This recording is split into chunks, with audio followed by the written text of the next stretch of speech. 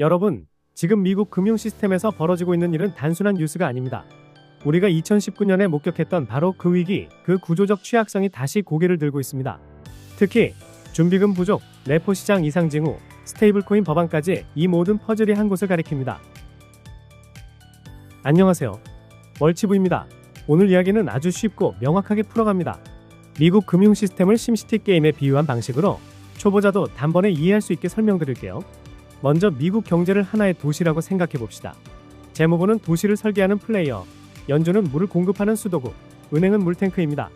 그리고 이 물, 즉 유동성은 도시가 돌아가는데 절대적으로 필요한 생명선입니다. 그런데 지금 이 물탱크가 빠르게 비어가고 있습니다. 대형 은행은 물탱크가 커서 당장은 괜찮아 보이지만 중소형 은행들은 이미 바닥을 보이기 시작했습니다. 연준은 지난 2년 동안 QT, 즉 양적 긴축을 통해 수도꼭지를 조여놨습니다. 시중에 흐르던 물을 회수한 거죠. 이 과정에서 은행들의 준비금이 코로나 이전 수준까지 떨어졌습니다. 이건 단순한 숫자 문제가 아닙니다. 2019년에도 똑같은 패턴이 나왔고 결국 레포 시장 금리가 폭등하며 위기 직전까지 갔습니다. 그때는 코로나라는 초유의 사태 때문에 대규모 돈 풀기로 일시적으로 봉합됐습니다. 하지만 이번에는 다릅니다. 연준은 당장 위기 아니다, 금리 급히 내릴 생각 없다고 못 받고 있습니다. 파월 의장의 임기가 2026년 6월까지 남은 6개월 동안 급격한 정책 전환을 하기는 어려운 구조입니다. 정치적으로도 제도적으로도요. 반면 재무부는 지금 엄청난 속도로 국채를 발행하고 있고 스테이블코인 법안까지 준비하고 있습니다. 이 법안이 시행되면 기업들이 자체적인 준달러 탱크를 만들 수 있게 됩니다. 즉, 준비금이 은행에서 기업으로 이동하는 구조가 만들어진다는 뜻입니다. 은행 물탱크는 더 빨리 비워질 수밖에 없습니다. 이때 등장하는 시장이 레포 시장입니다. 준비금이 많은 은행이 부족한 은행의 담보, 주로 미국 국채를 받고 단기적으로 돈을 빌려주는 시장이죠. 문제는 이 시장이 흔들리기 시작하면 그건 심장마비 전조와도 같은 신호입니다.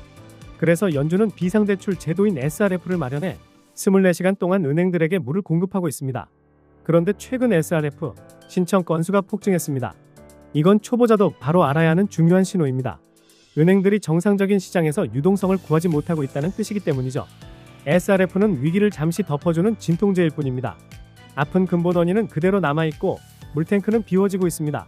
이런 상태에서 금리가 높게 유지되고 QT가 계속되고 레포 시장이 흔들리면 어디가 가장 먼저 위험해질까요? 정답은 명확합니다. 소형은행, 스타트업, 테크섹터, 가상화폐 산업, 디파이 시스템. 이들은 이미 유동성 위기를 겪고 있고 파산과 도산이 서서히 나타나고 있습니다. 그리고 이 문제는 미국만의 문제가 아닙니다. 미국의 달러 시스템이 흔들리면 한국도 직접적인 영향을 받습니다.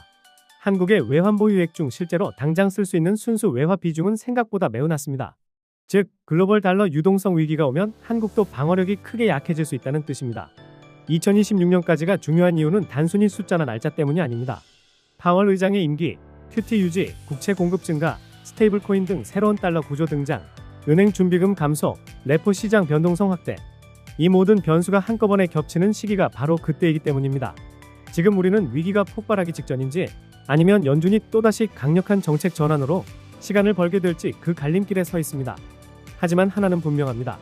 준비금이 바닥나면 어떤 시스템도 버티지 못합니다. SRF가 매일 가동되고 은행들이 단기 돈을 빌리지 못하는 상황이 이어지면 그건 더 이상 신호가 아니라 위기 그 자체입니다. 앞으로도 이 금융 시스템 변화와 위기 신호들을 쉽고 정확하게 설명드릴 테니 끝까지 함께 해주세요. 감사합니다. 월치부였어요.